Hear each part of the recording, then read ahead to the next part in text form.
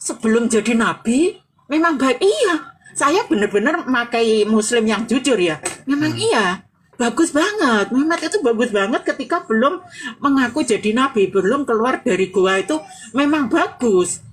Sampai-sampai nah, ketika setelah ngaku jadi nabi, terus katanya sampai ada cerita bahwa istrinya nggak percaya, belum percaya gitu, kan Mehmet jadi ngambek, katanya mau bunuh diri apa itu kan ada cerita seperti itu Ya, sebetulnya. ingin Nah, lompat, dia ingin lompat itu, ingin lompat dari nah terjun itu ya. kan itu semua nggak diceritakan kepada kami Mas Edis, nggak ada cerita-cerita seperti itu di Islam memang. Jadi ya kita memang didogma bahwa Muhammad itu, Mehmet itu orang yang sangat luar biasa, sangat, yes, intinya kita nggak bisa keluar dari otak kita, nggak bisa keluar dari dia. Jadi jalan pun harus Cerita-cerita sallallahu alaihi Muhammad, cerita-cerita sallallahu alaihi tentang Muhammad, sallallahu. cerita-cerita tentang Muhammad menyuruh orang minum kencing onta itu nggak pernah didengar. Nggak pernah kedengaran. Cerita Kalau Muhammad untuk menikahi anak di bawah umur juga nggak itu pernah ada, dengar. atau ada itu. Kalau itu ada, cuma kita ya tetap membanggakan. Makanya ada lagunya Sinisa Sakban itu. Itu dulu Muhammad, saya romantisnya cintamu dengan Nabi ya itu. iya itu Tapi dulu ada juga Alkisah bahwa tangan Muhammad itu tuh mendarat di dadanya Aisyah sampai Aisyah itu nggak kesakitan. tahu. Nah, itu dia Katanya tidak kan tahu. yang dikasih tahu ke kita itu cuma yang baik-baik. Wah, mereka bermain lari-lari sampai saudara saya menirukan sama suaminya kejar-kejar di belakang rumah. Itu mungkin juga menirukan itu apa gimana? Oh iya.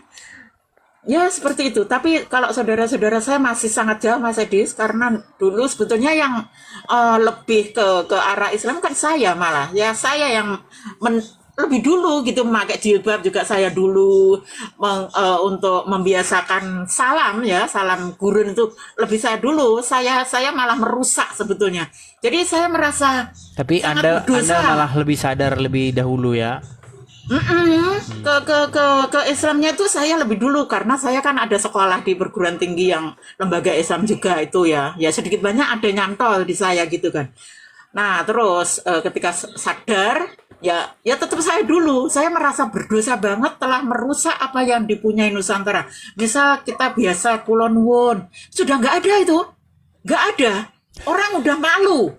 Coba. Nah ini tadi seperti di Minang itu, ketika dia lebih mendahulukan Islamnya, disinilah mereka telah kualat dengan alam Nusantara. Di situ maksud saya lah. Saya bisa menerima Jadi Kristen karena apa? intinya Kristen ada bisa sebuah baur dengan Nusantara. ya, intinya ada sebuah Arabisasi di balik Islam itu ya. Itu makanya saya ogah sekarang saya buang. Kalau dulu saya kekeh dia di otak saya tuh Bahkan sampaikan walaupun begini, satu Mbak. ayat. Bahkan begini, Mbak.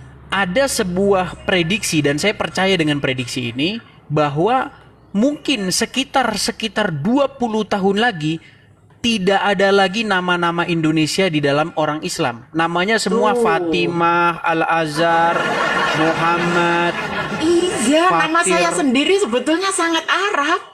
Terus anak saya juga sangat Arab, tapi kita udah modern gitu kan. Udah nggak seperti akhiran Fatimah itu kan terlalu desit ya, terlalu primitif. Fatimah gitu. Itu udah Syarifah, Fatimah gitu. Syarifah gitu kan lebih Makhrifatul, Jainatul kan begitu. Zainab.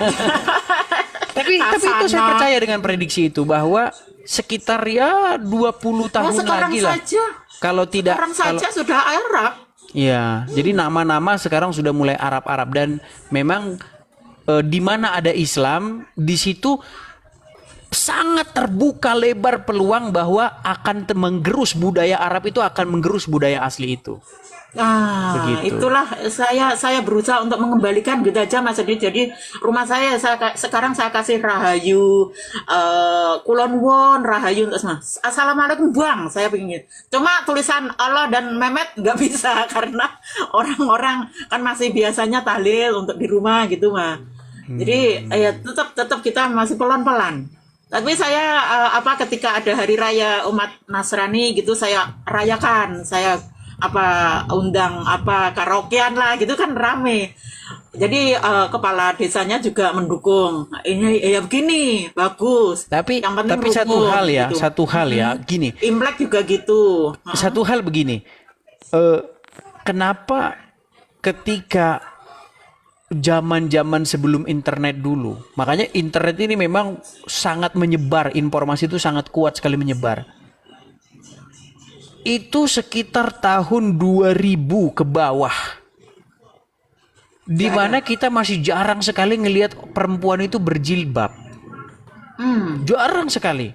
Bahkan zaman-zaman saya sekolah, itu kalau ada orang pakai jilbab, dulu kami itu punya pikiran bahwa telinganya itu besar sebelah. Karena saking kami herannya gitu dengan perempuan berjilbab gitu loh. Padahal muslim-muslim semua, teman-teman saya itu juga muslim. Tapi waktu zaman-zaman internet sekitar 2015 ke atas, itu malah sekarang jarang perempuan Islam nggak berjilbab. Makanya saya berusaha lepas itu karena apa? Islam tapi nggak ngerti sama sekali ketika dia berusaha melafalkan kata-kata subhanallah. Saya ogah sekarang pakai bahasa mereka.